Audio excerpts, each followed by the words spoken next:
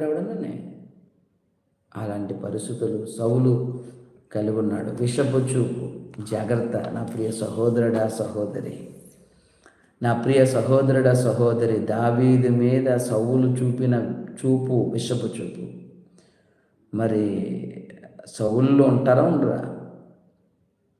దావీదులు ఉన్నప్పుడు సౌలు కూడా ఉంటాడు. దావీదులు ఉన్నప్పుడు సౌలు కూడా ఉంటారు.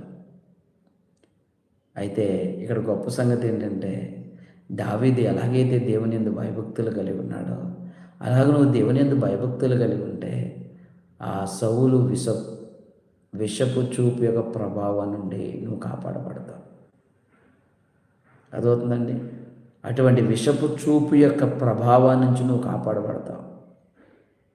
దేవుడు నీకు తోడై ఉండి ఆ ప్రభావం నుంచి నిన్ను కాపాడుతాడు. ఆ విషపు చూపు యొక్క ప్రభావాన్ని